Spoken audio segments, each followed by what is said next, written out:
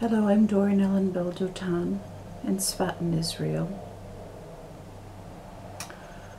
I have heard, I don't know if it's true, that there is a Shinto temple in Japan that has in its inner sanctum there a mirror. And on that mirror, in the four corners of the mirror, written the four letters of the name of Hashem. I don't know if that's true. I've never seen it. I understand that it's not shown to everyone. It is interesting to me because Shinto is that those are the last two letters of the Hebrew alphabet.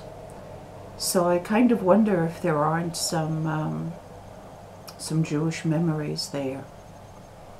The idea of having a mirror held up to us, especially a mirror with God's name on it, is very, very compelling to me. I like that imagery. I'm going to hold up a mirror to you Christians, because based on the comments that I'm getting on my videos, I understand that there's quite a gap between how you see yourselves and how we Jews see you.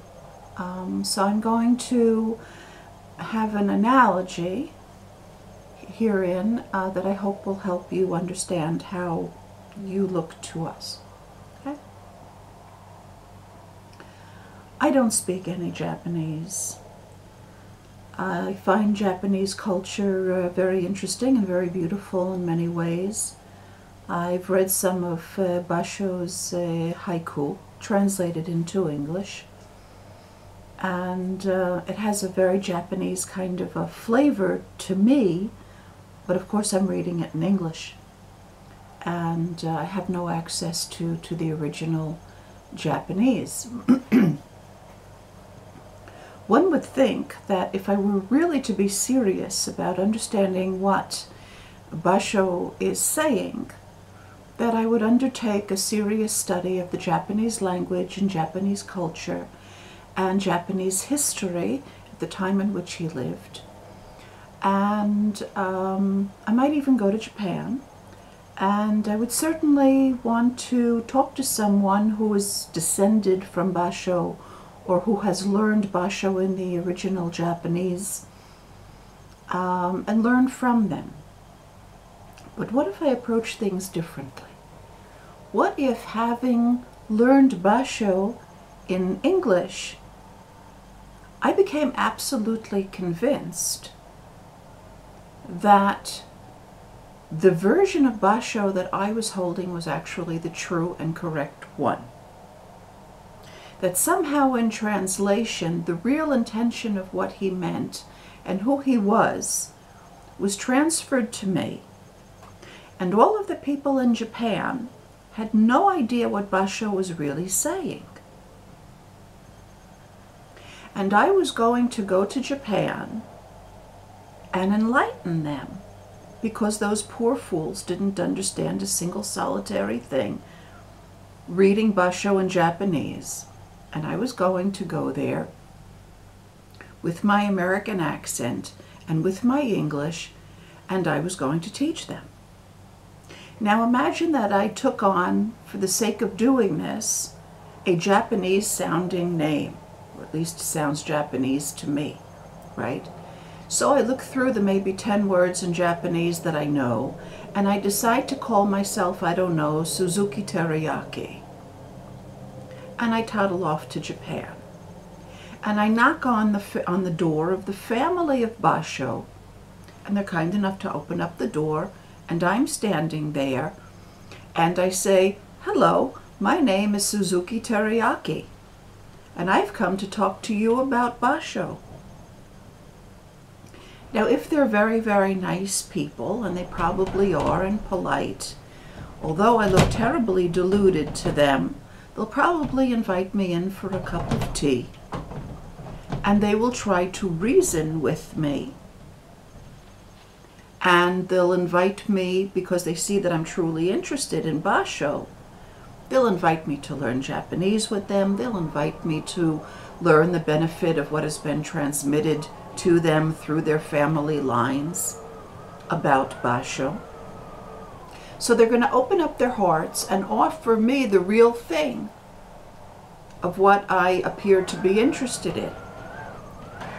But I don't respond positively. I say, no, you don't understand.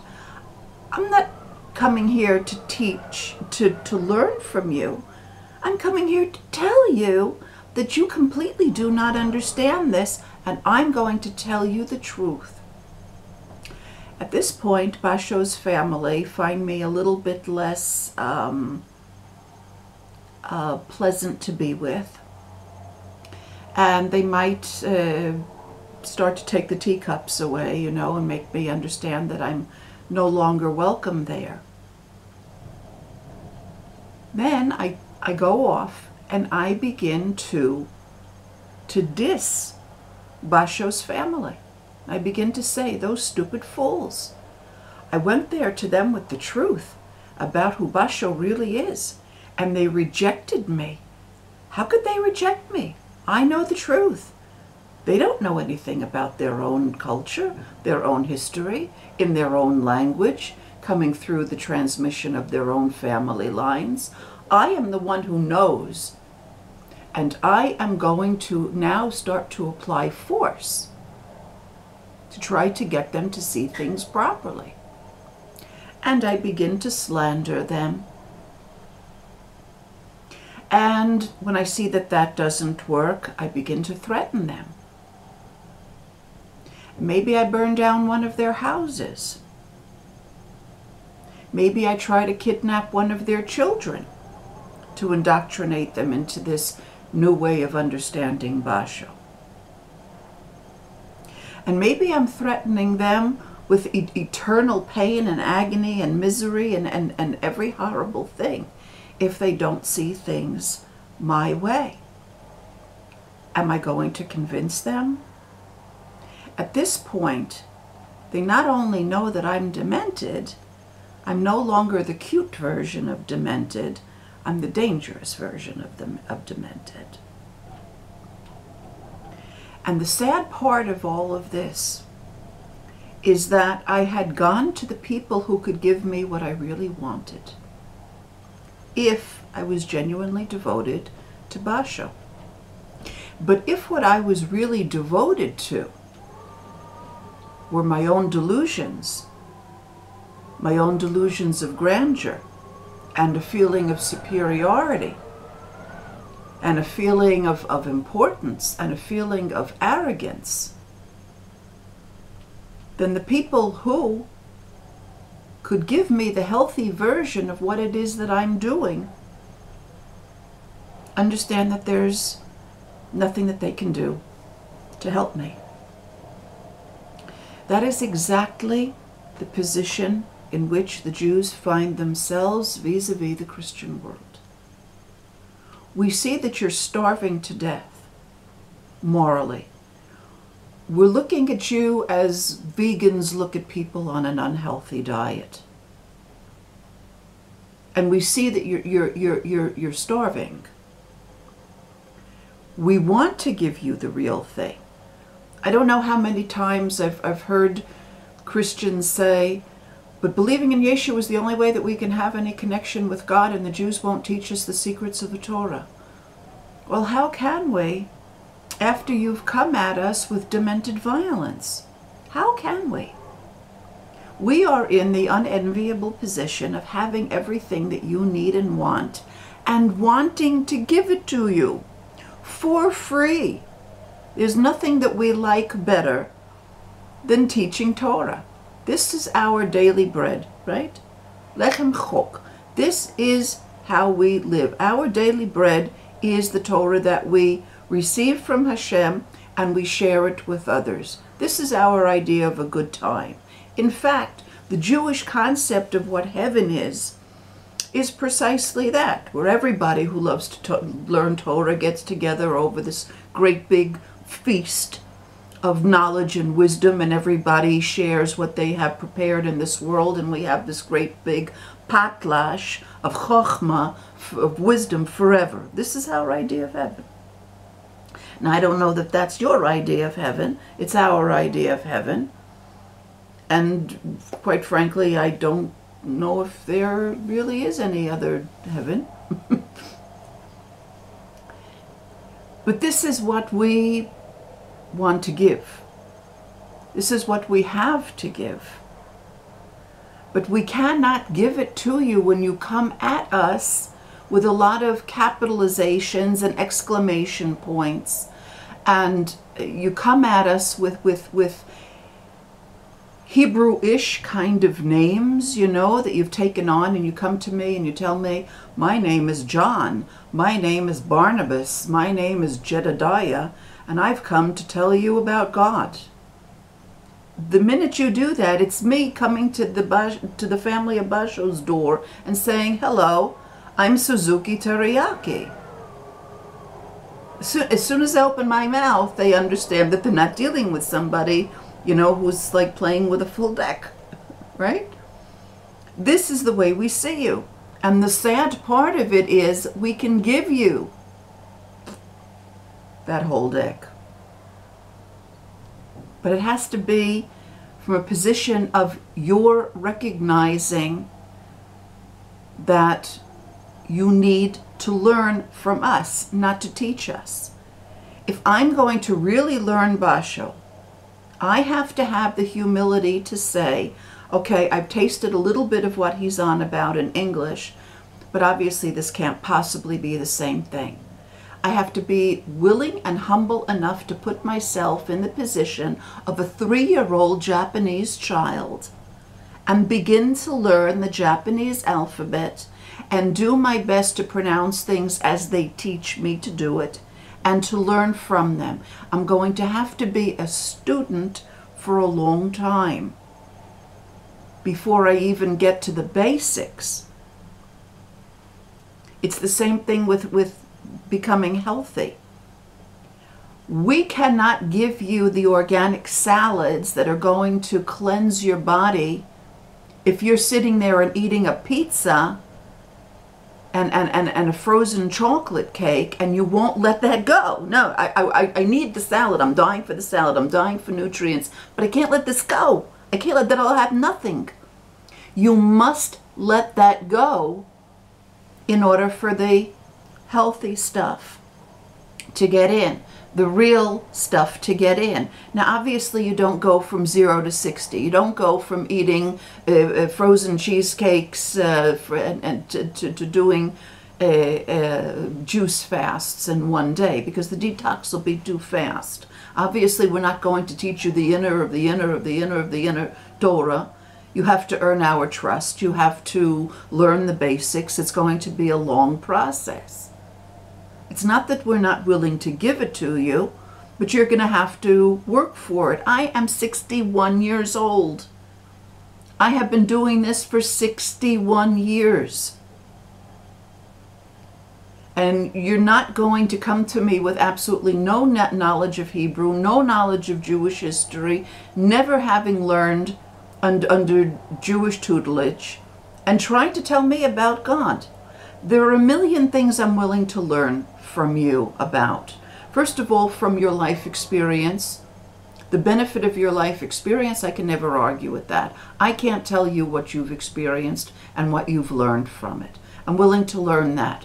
I'm willing to learn your arts and your crafts and how to be healthy, and I'm willing to listen to your experiences of having traveled and so forth and so on. There are so many things that we can talk about, but the one thing that I will not and I cannot do is feed into your delusion that you have something to teach me about Torah. No Jew is going to do that. It's just no Jew who has ever learned real Torah is ever going to look at John or Daniel Peter, and take you seriously and start to learn from you. You don't even know what your names mean. You can't even pronounce them. Neither can you write them in Hebrew.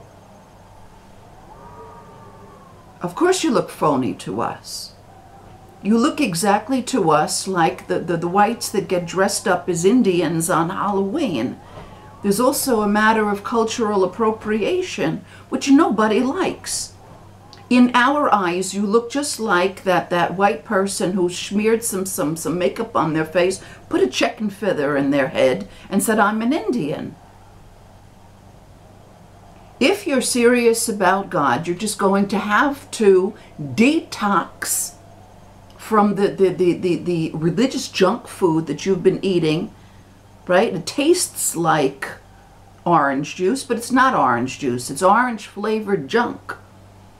Right? It tastes like chocolate, but it's not chocolate. It's maybe got 2% chocolate in it, and the rest of it is white sugar and artificial flavorings and preservatives. You're going to have to give that up if you want the real thing. But neither can I play with you and make you think that I'm really taking you seriously on your terms. I cannot accept what you have to say in a foreign language with a name that you cannot pronounce about my tradition. This is off the table. This is absolutely not we cannot start on that basis.